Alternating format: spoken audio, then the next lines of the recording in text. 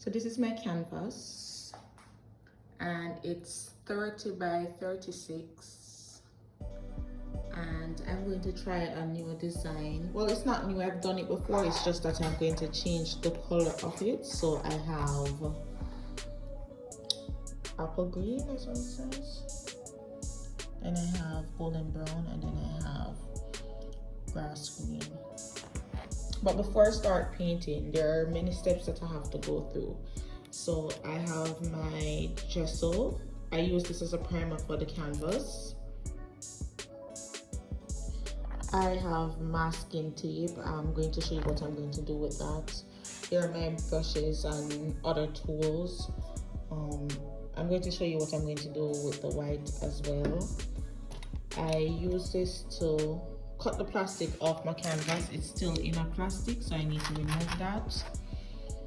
And then I have a tweezer somewhere, because sometimes I'm painting and sometimes the brittle of the brush gets stuck onto the paint and I don't want to use my finger to pick it off, so I use my tweezer.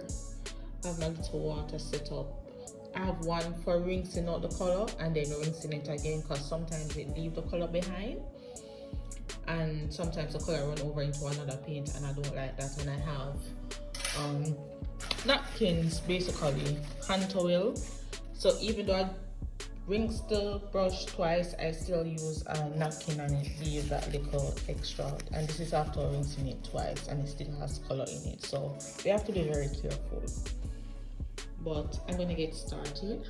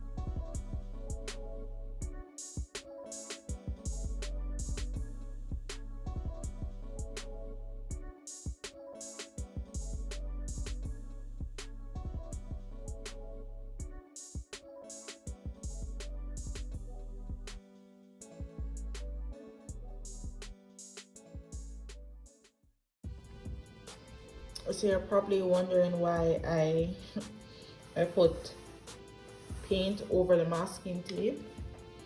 So if you can look at the canvas, it's not really smooth, right? So where the tape is lined up, if I had put the color that I wanted to put, say let's say I put red there. If I put red there, what is going to happen is the color would have bleed underneath it. And I don't want that to happen, because where the white, the strip is actually where I want to be white. So I put the tape there and I paint it white, so it's actually bleeding white now, which is fine because that is the color of the canvas.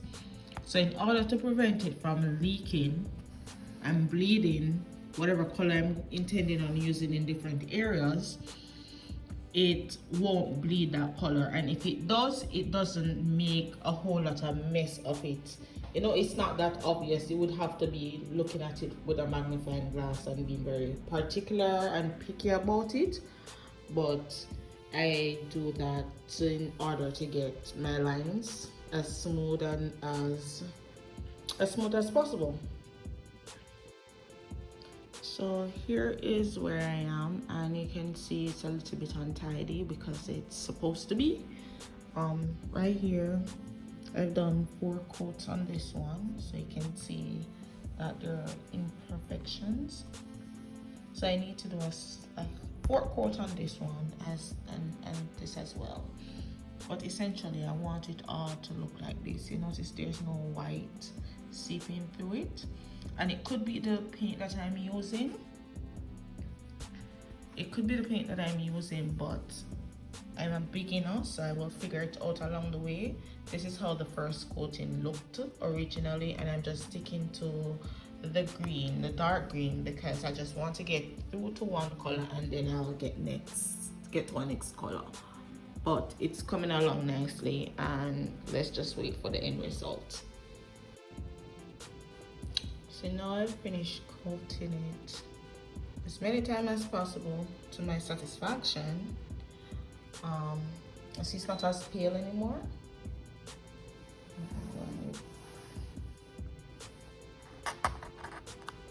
Best part of it.